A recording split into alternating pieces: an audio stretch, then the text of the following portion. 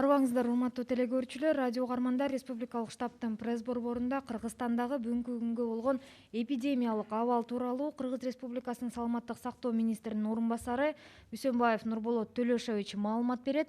Брифингди Түз ободон ЛТР, КТРК, Ала Тоо 24, Пирамида, 5-канал телеканалдарынан, облустук медиа борборлордон, ошондой эле ЛФМ, 1-радио, Кыргыз радиосу, Мен Каял ФМ, Марал ФМ радиолорунан, ЛТРдин YouTube каналынан, Фейсбуктан Кыргыз өкмөтү, социальное правительство жана МТРК ЛТР 1-радионун баракчаларынан көрүп уга аласыздар. Доброе утро, уважаемые телезрители, радиослушатели. Мы начинаем брифинг в пресс-центре Республиканского штаба. О сегодняшней эпидемиологической ситуации в Кыргызстане расскажет заместитель министра здравоохранения Кыргызской Республики Үсөнбаев Нурболот Төлөшович. Прямой эфир брифинга вы можете посмотреть и услышать на телеканалах ЛТР, КТРК, Ала Тоо 24, Пирамида, 5 канал в областных медиацентрах, а также на радиостанциях ЛФМ, 1-радио, Кыргыз радиосу, Мен Каял ФМ, Марал ФМ, на YouTube-канале ЛТР, в Фейсбуке на страницах Кыргыз өкмөтү, социальное правительство, МТРК ЛТР и 1-радио. Анда Нурболот Төлөшович, сөз сизде. Урматтуу мекендештер, бүгүнкү 5 майга карата статистикалык маалыматка токтоло кетели. Бир сутка ичинде жалпысынан 25 бейтап бүгүнкү күнү айыгып ооруканалардан чыгарылды. Бишкек шаарынан 2, Нарын областынан 2, Ош шаарынан 18, Ош областынан 3 бейтап анализдердин жыйынтыктары менен айыгып үйүнө чыгарылды. Ошентип республика боюнча бүгүнкү күнгө чейин жалпы 600 бейтап айыгып ооруканадан чыгып үйлөрүнө кайтышты. 20-жылдын 5 майына карата республика боюнча тастыкталган COVID-19 инфекциясындагы жаңы 13 учуру катталып, булар Бишкек шаарында 8 учур, Нарын областында 5 учур. Бир сутка ичинде клиникалык жугуштуу оорулар ооруканасында бир бейтап каза болду. Бул 69 жаштагы жараныбыз болчу. Эски өнөкөт дарттары дагы курч мүнөздө жанакындай ушу белгилерин берген экен. Ошо биринчи оорукананын базасында кайрылып, ошол жерде жанакындай пневмония диагнозу коюлган экен. Пневмония диагнозу ошо коюлуп, дарылоо процессинен жыйынтык жакшы болбогондон ошо 4 майда республикалык жугуштуу оорулар ооруканасына которулуп, ал жерден дагы ошол бүт анализдер алынып, ошо COVID-19га дагы лабораториялык тастыктоонун жыйынтыгында ошол COVID кошулуп, ошентип ал жерден жанакындай дарылоо процессине карабастан бүт эски оорулардын баары күчөп, ошол жерден жанакы тез курч мүнөздө оору күчөп кетип, жалпы аракетке карабай ошол биздин бейтап ошол жоготуу болду. Кийин ошол бүт тастыктоо иштери жүрүп атат, бирок дагы бир жолу ошол оорунун деген жуга турган жанакындай потенциалы өтө бийик экени билинип туруп атат. Бул жерде контактта болуп калган, бирок жанакы кызы 3-чү ЦСМде иштеп, ал жерден текшерилип турган, анализи толук жанакындай терс чыгып атканына карабастан, ошо дагы бир кандайдыр башка жолдору дагы жуга турган жолдору да бар. Бул өтө бийик контагиозный деп айтылып аткан себеби мына дагы бир жолу ушу тастыкталып атат. Анткени кандайдыр бир шарт менен ушул вирус бул бейтапка чейин жетип барып, мына ошол эски оорулардын, өнөкөт оорулардын баарын козгоп, тез кыска мөөнөттүн ичинде мындай кейиштүү бир учурга келип отурат. Жалпы Кыргызстанда тастыкталган COVID инфекциясынын жалпы 843 учурга жетип катталды. Анын ичинде ошо Жалал Абад областына 123 болуп атат, Ош областына 169, Ош шаарына 113, Чүй областына 72, Бишкек шаарында 239 учурга жетти, Баткен областында 14, Нарын областында 103 учур, Үскөл областында 10 учур менен туруп атат. Бир сутка ичинде ошо медициналык кызматкерлер да жуктуруп алган бир учуру катталды. Бул Нарын областынан бир медайымыбыз ошо жугузуп алган экен. Жалпысынан республика боюнча ошол 217 учур медицина мекемелеринде иштеп аткан кызматкерлердин арасында болду. Бүгүнкү күнү 150 медициналык кызматкер ооруканадан айыгып чыгып, жумуштарына кайра кайтып келип аткан учур болду. Бүгүнкү күндө стационарда 232 бейтап туруп атат. Оор абалдагысы 8, 5 жандандыруу реанимация бөлүмдөрүндө туруп атат. Орточо оор абалда турган 53 бейтап бар. Канааттандырарлык клиникасы билинбей тургандары 171. Чыгарылганы 600. Бүгүнкү күнү лабораториялык тастыктоо иштери дагы улантылып жүргүзүлүп атат. Мына бүгүнкү күнү алып келгенде 59.176 анализ келип түштү. Ошолордон деген 58.030-у толук иштеп чыгарылды. Бир сутка ичинде лабораториялык изилдөөлөрдү саны 2370ке чыгып, ушунча деңгээлде жасап келатабыз. Лабораториялык жактан тастыкталган оорулар менен байланышта болгон жактардын саны бүгүнкү медициналык көзөмөлдө турганы 3755 адам болуп атат. Булардан бүт жанакындай анализ алып, үй карантиндерине кармалып, медициналык көзөмөл өтө тыкыр жүргүзүлүп турган кези. Мындан тышкары обсервацияларда жаткан адамдардын саны 917 түзүп, буларды дагы толук жанакындай лабораториялык тастыктоолорго алып, медициналык көзөмөлгө алабыз. Статистикалык маалыматка карасак ушундай болуп жатат. Бүгүнкү күндө эпидемиологиялык абал тууралуу жалпысынан токтоло кетсек, өтө кооптонуу деле жараткан жери жок. Анткени деген биз жанакындай эң бийик чегине жеттик деп баягы айтыш дагы өтө кыйын. Анткени биз өтө тик жанакындай оорулардын санын деген кармап калдык, көтөрүлгөн жок. Анткени ошол эпидемиологиялык сызыктарыбыз деген ушу өтө бийиктебей, орто деңгээлге келген боюнча азыр бир туруктуу мүнөздө кетип атат. Мына күнүнө алганда деген ушул кээде 20-30дан кошулуп, бүгүн мына 13 учуру катталып, ошол бир бетке кетип аткан учуру. Бирок ошол учурда дагы ошол эпидемиологиялык көзөмөл катуу тартипте жүргүзүлүп, ошол өтө баягы оорулардын саны бийиктеп кеткен жери жок. Ошол эле учурда биздин баягы күткөнүбүз ушул деңгээлде кармап туруп, бара-бара жанакындай оорулардын саны азайып кетет деген бир божомолдорубуз туруп атат. Ошол эле учурда жанакындай байланышта болгондордун баарын деген биринде калтырбай бүт таап чыгып, ошолорго медициналык көзөмөлдү аябай катуу тартипте жүргүзүлүп, ошолордун баарын лабораториялык ыкмалар менен бүт толук тастыктоодон өткөзүп алып, анан жанакындай 14 күндүк көзөмөл үй карантиндерине да кармап, толук экинчи жолу дагы экинчи ирет анализдерди алып, андан кийин жанакындай жалпы популяцияга кошуп атабыз. Ошонун жыйынтыгында деген ушундай бир эпидемиялык абал толук көзөмөлдө туруп аткандыгын мына өзүңүздөр көрүп туруп атасыздар. Бүгүнкү күндө ошо алдын ала эпидемияга каршы иш-чаралардын баарын күчөтүлгөн тартипте кетип атат. Мына бүгүнкү күнү жанакындай өзгөчө абалды дагы бир аз жеңилдеткен менен, мына бүгүнкү күнү да буга деген өтө мындай көз карашты деген кайра карап чыгышыбыз керек болуп атат. Анткени бир аз жеңилдик берип койгондо эле көп жарандарыбыздын баары көчөгө чыгып, ушул жерде бир аз жанакындай өзгөчө тартиптин баягы эмелерин бузгандык катары мен кабыл алып атам. Анткени өзгөчө кырдаал киргенден кийин биз кайрадан ушул тартипти күчөтүшүбүз керек. Ошол эле учурда жанакындай ажырым аралыктарды толук сактабай атабыз. Көп учурларда жанакындай чогулуп алып, тыгыз байланышта болуп калган учурлар көп болуп атат.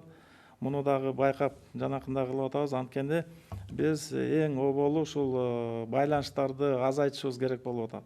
Мына бүгүнкү күндө бул оорунун деген өзгөчөлүгү ошол болуп атат. Ошол ажырымдар, аралыктарды так сактасак, жанакындай режимдерди алып, иштеп аткан объектилерди дагы ошол толук санитардык эрежелерге ылайык иштей турган болсо гана биз бореки эпидемиялык абалды деген көзөмөлдө толук колго алып кармай алабыз. Эгерде тартип бузгандар, жанакындай жалпы тартиптерге көнбөгөн учурлар көбөйүп кете турган болсо, кайрадан жанакындай ограничение киргизгенге дагы туура келип калат. Муну деген туура түшүнүшүбүз керек. Ошон үчүн ар бир адам өзүнүн эле ден соолугун карабастан, тегеректе коом бар, тегеректе эл бар дегенде ошол баарыбыз бир өңчөй тартипте болгонубуз оң болгону турат. Муну дагы бир эсиңиздерден чыгарбасаңыздар бир сураныч. Рахмат. Эми мүмкүн болсо расмий тилде маалымат берип коесузбу? Уважаемые соотечественники, статистические данные на 5 мая текущего года. За сутки выписано 25 пациентов с ранее подтвержденным диагнозом. В Бишкеке 2, в Нарынской области 2, в Волжской области 18, в Волжской области 3 пациента. При выписке все результаты у них отрицательные. Всего за время неблагополучия выписано же с выздоровлением по стране 600 пациентов. В то же время на 5 мая по республике зарегистрировано 13 новых подтвержденных случаев. В Бишкеке 8, в Нарынской области 5 случаев. За сутки в Бишкеке зарегистрирован случай смерти. Это мужчина в возрасте 69 лет с диагнозом COVID, но при этом болезнь протекала молниеносно. У него была пневмония. С этим диагнозом был госпитализирован в клиническую больницу номер 1, но вследствие того, что у него осложнились хронические заболевания, и болезнь быстро прогрессировала, при лабораторном исследовании у него подтвердился факт заражения и COVID-19. Из-за слабого эффекта от лечения его перевели в республиканскую клиническую больницу, но несмотря на проводимые мероприятия, болезнь быстро прогрессировала, и буквально вчера ночью он умер от осложнений, несмотря на проводимое лечение. Таким образом, число умерших связанных с COVID-19 у нас 11 случаев. В Кыргызстане зарегистрировано таким образом на сегодня 843 подтвержденных случая. Из них в Джалабадской области 123, в Волжской области 169, в городе Ош 113, в Чуйской области 72, в Бишкеке 239, в Баткенской области 14, в Нарынской области 103, в Иссыкульской области 10 случаев медицинских работников. За прошлые сутки 1 случай. Заболела наша медсестра в Нарынской области. Общее количество медработников и сотрудников медицинских организаций составляет 217 случаев, из которых на сегодня выздоровело 150 медицинских работников. Они выписаны и постепенно возвращаются к обычному штатному режиму и приходят уже на работу. На сегодня в стационарах у нас 232 пациента, из которых в тяжелом состоянии находится 8, 5 из них находятся в реанимации. В средней тяжести 53 пациента у нас, в удовлетворительном состоянии 171 пациент, и умерло 11. Лабораторные исследования продолжаются у нас. Поступило на исследование 59 176 образцов, из которых 58 030 уже проведены исследования, выданы результаты. Проведено исследование за последние 24 часа 2370. Продолжается интенсивная работа с контактными лицами. Их количество составляет 3755 на сегодня. Среди них мы проводим лабораторные исследования. Они помещены все под домашний карантин, проводится наблюдение. И после второго отрицательного результата мы можем их допустить в общую популяцию.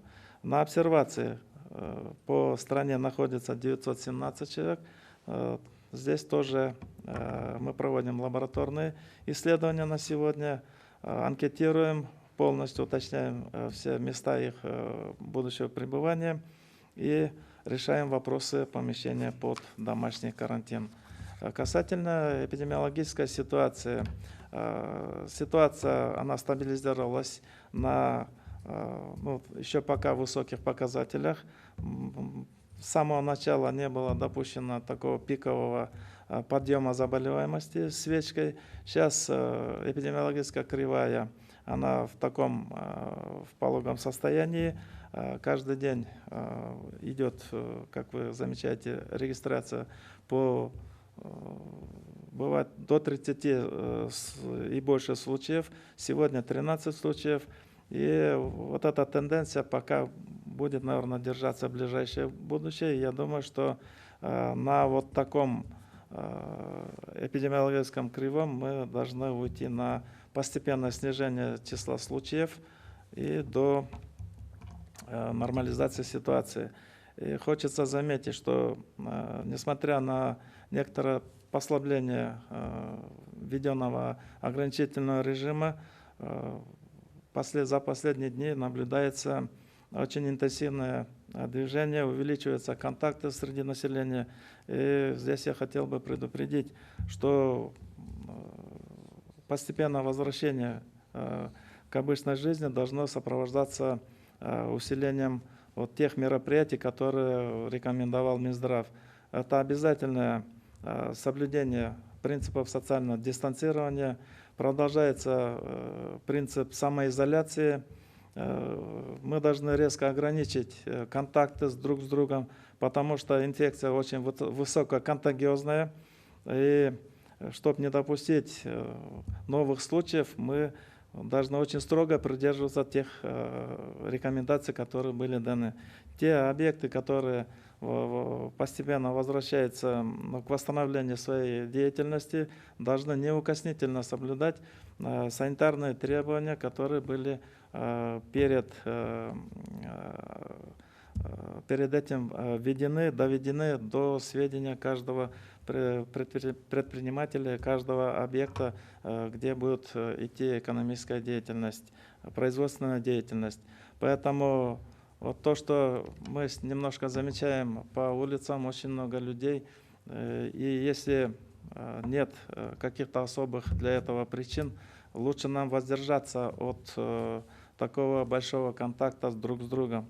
Принцип пространственного разобщения, он должен продолжаться, и это обеспечит прекращение передачи этого особо опасного вируса на сегодня. Это статистическая информация на сегодня. Спасибо.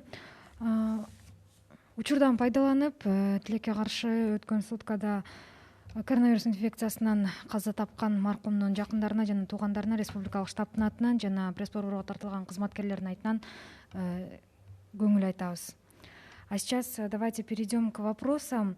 И первый вопрос. В Бишкеке есть несколько случаев, которые не являются ни медработниками, ни завозными, ни силовиками, ни их контактными. Непонятно, где заразились. Например, сотрудник торгового центра, частный предприниматель и посещение Верховного суда. Известно ли, где они могли заразиться, какие есть версии? Вы знаете, как я уже сказал, проводится очень интенсивная работа с контактными лицами. При регистрации случая заболевания идет очень тщательное эпидемиологическое расследование, обследование очагов и обследование всех контактировавших лиц. На сегодня основная задача – это выявить все контакты, связанные с подтвержденным случаем. И это занимает определенное время. сама болезнь, она развивается вот таким образом. Идет заражение, вирус находится в верхних дыхательных путях, проходит какое-то время, и если у человека, где попал вирус, наблюдается какое-то ослабление иммунитета или создаются какие-то условия, вирус внедряется в организм, идет размножение уже в крови, идет большая вирусемия, и могут в это время появиться признаки заболевания. И в это время мы вот стараемся проводить все лабораторные исследования, связанные вот с этим развитием болезни. То есть мы сразу стараемся в первые дни брать анализы, затем мы смотрим по максимальному сроку инкубационного периода, чтобы у контактных мы не пропустили момент появления заболеваний. Поэтому и просим, чтобы они сидели на домашнем карантине до конца медицинского наблюдения. На сегодня вот из всех 13 случаев, 12 случаев – это случаи, связанные с каким-то источником инфекции. То есть они были в контакте. Только в одном случае еще расследование продолжается. Вот тот пример, когда мы иногда не находим источник инфекции. Значит, нам тот принцип дистанцирования, пространственного разобщения, поэтому он и должен срабатывать. Потому что пока мы ищем контактных, то они могут быть и разносчиками инфекции. Есть случаи, возможно, бессимптомного течения, это тоже возможно. И поэтому вот, мы ищем и все пути, чтобы и бессимптомных найти, и тех, кто не выявленных. Сейчас будем переходить и на новые методы лабораторных тестирований. Это иммунохроматографических, иммунофлуоресцирующих антител. Вот это перспективные наши замыслы, когда мы будем увеличивать количество тестирования и будем следить за общим эпидемиологическими параметрами в стране. Но на сегодня такие случаи у нас единичные, но есть.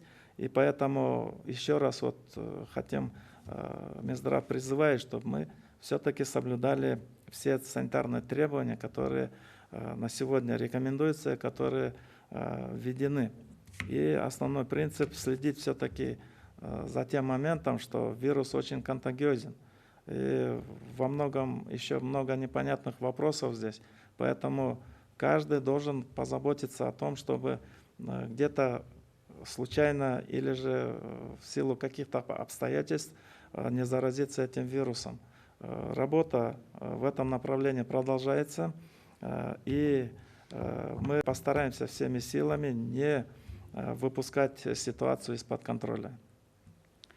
Спасибо. Следующий вопрос.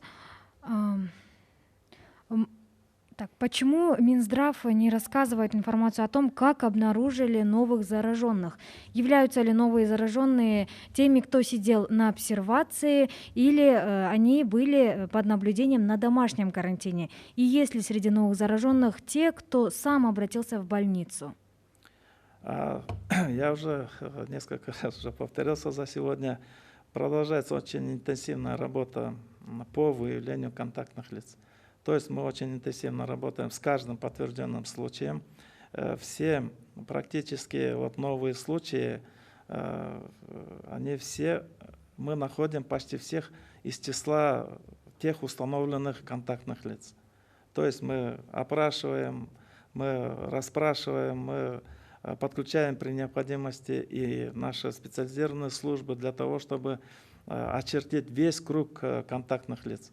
И когда мы проводим среди этой группы риска эти исследования, лабораторные исследования, мы их осматриваем, мы их помещаем под домашний карантин, и мы среди них находим эти новые случаи. То есть этот процесс, он управляемый, и мы пока всю ситуацию, эпидемическую ситуацию мы держим под таким очень сильным контролем. Поэтому у нас не наблюдается очень большого всплеска заболеваемости. То есть она в управляемом русле, и под контролем вот эта работа продолжается. И если население нам в этом еще и поможет, и исключит какие-то возможности заражения вот, на улице или же в местах, вот, где происходит скопление людей, тогда вот этот процесс, он будет под контролем, и мы быстро сможем все-таки справиться с этой ситуацией и выявим всех, кто заразился, пролечим, и мы быстрее освободимся от вот этого большого риска. Рахмат. Кийинки суроо. Номер 3 үй бүлөлүк медицина борборунун кызматкеринде анализи терс болгону менен ал менен байланышта болгон 4 кызматкерде анализи коронавирусу бар деп көрсөттү. Демек, анализ так эмес болушу мүмкүнбү? Бул жерден жана мен башында айтып бердим, ушул оорунун өзүнүн өрчү турган процесси бар, патогенез деп коюп атабыз.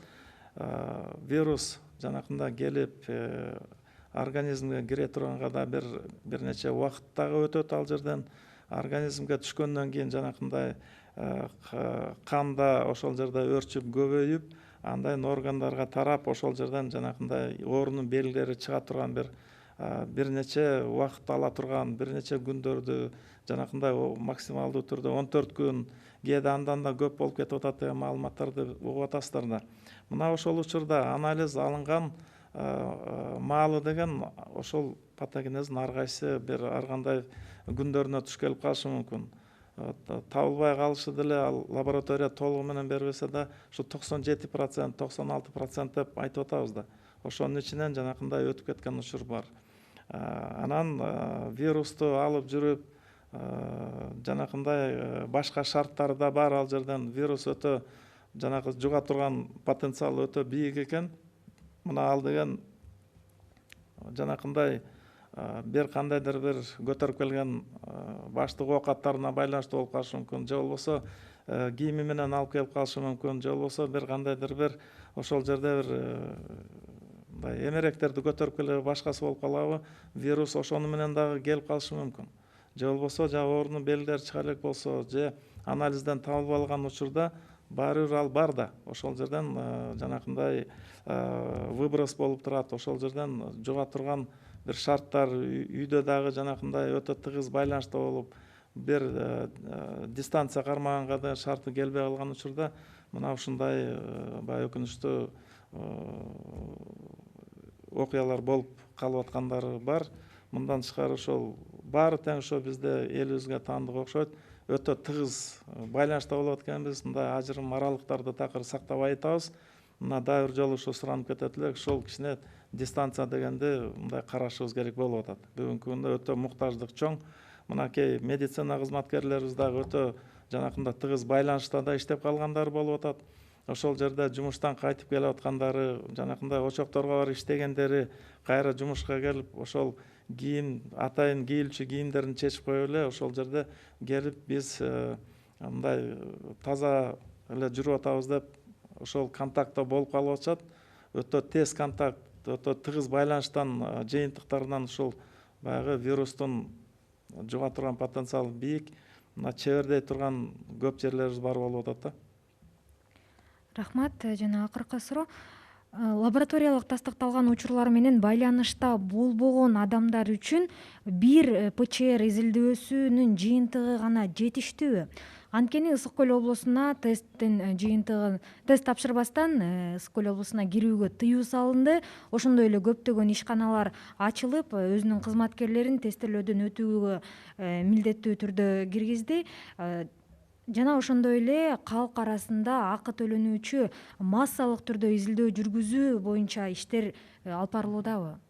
Бүгүнкү күндө ошол Ысык Көл областында жанакындай чектөөлөрдү киргизип койгондугу тууралуу бул маселе дагы каралып чыгып, ушуну кайра бир кайрылып бул маселени карагыла, анткени бул жерде жалпы киргизилген алгоритмдерге мындай кандайдыр бир туура келбей атат да. Бул маселе ал жерден Ысык Көл областынын штабында дагы маселе каралып чыгат бүгүнкү күнү. Анан жанакындай тестирлөө маселеси боюнча бул биз калк арасындагы жанакындай аркыл катмарлар бар. Ошолордун арасында эң биринчи тобокелчиликте турган катмарларды белгилеп, ошолордун арасында жанакындай лабораториялык изилдөөлөрдү көбөйткөнгө аракет көрүлөт. Анткени деген ошол жерде дагы жанакындай белгилер, оорунун белгилери жок, симптомдору жок жүргөн адамдар болуп калышы ыктымал. Биз ошолорду дагы бүгүнкү күнү ушу чара көрүп, ошолорго деген мындай аракет көрүп аткан учурубуз. Жаңы ыкмаларды колдонгонго аракет кылабыз. Ошо менен жанакы эпидемиологиялык биздин абалды турукташтырып, ошонун бир параметрлерин тактап чыкканга алдыда чоң пландарыбыз бар. Мындан тышкары жанакындай акы төлөп тестирлөө боюнча бүгүнкү күнү андай деле жеке менчик лабораториялар бар. Алардын деле ошо мүмкүнчүлүктөрү бүгүн чектелүү болуп туруп атат. Жалпысынан деген бүгүн бир эле ушу лабораторияны деген мамлекеттик лабораторияга кошуп, бирибизине жардам берели деген эле таризде иш алып барып атабыз. Ошол эле учурда жанакындай биздин республикага келе турган, биз сатып алып аткан тест системалардагы санын көбөйтүп атабыз, запастарын көбөйтүп алып, толук жанакындай тастыктоону кеңирлеткенге мындай аракет көрөбүз. Рахмат. Анда бир тактоочу суроо, мына ушул бир жолу ПЧР изилдөөсүн тапшырып, анан ошонун жыйынтыгы менен жүрүү гана жетиштүүбү? ПЦР жанакы изилдөөлөрүбүз деген ушул бүгүнкү күндө мындай так жыйынтык берип, ошол ПЦРдин жыйынтыгы менен деген диагноз коюлуп, бүгүн иш алып барылып атат да. Ошол эле учурда мына бул тест катары бүт жанакы байланышта болгондордун баарын, контактлардын баарын ушул ПЦР менен текшерилип атат. Анткени бир эле жолу текшерилбестен биз алгандан кийин 14 күндөн кийин дагы ошону деген кайрадан кайталап, жанакындай оорунун деген жанакындай периодторунду айтып бербедим. Ошого байланыштуу биз ошону кой берип кетирип албайлы деген аракеттер көрүлүп жатат. Бүгүн бир эле эмес, 2 жолу жасалат. Эгерде ооруканага түшүп дарыланган болсо, чыгып баратканда биз бир ирет эмес, 2 жолу анализ алынат чыгаардын астында. Ошол эле учурда мына чоң бир бизде мындай популяция бар. Бул жанакы көп тоннаждуу чоң машиналерди айдаган ошо водительдер болуп атат, айдоочулар. Бул баягы эл аралык каттамда жүрүп атышат, жанакындай тамак аш тартып келгени бар. Бүгүнкү күнү жанакындай курулуш материалдарын тартып келип атат, жана башка элге керектөөчү товардын баарын алып келип аткан учурлары. Ошол учурда дагы биздин республикадагы өзүнө деген бир кандайдыр бир жанакындай обязательстволор бар. Ошол эл аралык каттамда жүргөндөргө дагы мындай жашыл коридорду да берип турушубуз керек. Ошол эле учурда көп учурда башка мамлекеттерде чектөөлөр бар, бирок биздин өзүбүздүн республиканын жарандары дагы ошол жүк ташуу процессине катышат. Ошондо бери орто эсеп менен алганда бир айда бир 30 миңдей айдоочулар өткөндөгү бар. Ошого да өтө өзүнчө алгоритм иштелип чыккан. Аларга да жанакындай экспресс тесттерди да колдонобуз. Ошол эле учурда азыр бүгүнкү күнү ПЦРди дагы ал жерге кошуп, ошо өтө жанакындай тыкыр көзөмөлдү бүгүнкү күнү уюштуруп атабыз. Анткениден алар дагы жолдо жүрүп атышат, башка мамлекеттерди кечип келип атышат. Ошол учурда дагы бизге ошол вирусту байкабай алып келип албасын деп, ушундай тыкыр көзөмөлгө коюп, бүгүнкү күндө ошол алгоритм менен чоң иштерди алып барып атабыз. Рахмат. Урматтуу телекөрүүчүлөр, радио угармандар, сиздерге Кыргыз Республикасынын саламаттык сактоо министринин орун басары Үсөнбаев Нурболот Төлөшович маалымат берди. Брифингди түзүүдөн ЛТР, КТРК, Ала Тоо 24, Пирамида, 5-канал телеканалдарынан, облустук медиа борборлордон, Эл ФМ, 1-радио, Кыргыз радиосу, Миң Кыял ФМ, Марал ФМ радиолорунан, ЛТРдин YouTube каналынан, Фейсбуктан Кыргыз өкмөтү, Социальное правительство, МТРК ЛТР жана 1-радионун баракчаларынан көрүп уга алдыңыздар. Уважаемые телезрители, радиослушатели, на этом мы завершаем брифинг в пресс-центре Республиканского штаба. Вас проинформировал заместитель министра здравоохранения Кыргызской Республики Усенбаев Нурболот Тулешевич. Прямой эфир брифинга вы могли посмотреть и услышать на телеканалах ЛТР, КТРК, Алато-24, Пирамида, 5 канал, в областных медиацентрах, а также на радиостанциях ЛФМ, Биринчи радио, Кыргыз радиосы, Минкаял ФМ, Марал ФМ, на YouTube-канале ЛТР, в Фейсбуке на страницах Кыргыз Өкмөтү, Социальное правительство, МТРК ЛТР и Биринчи радио. Спасибо за внимание.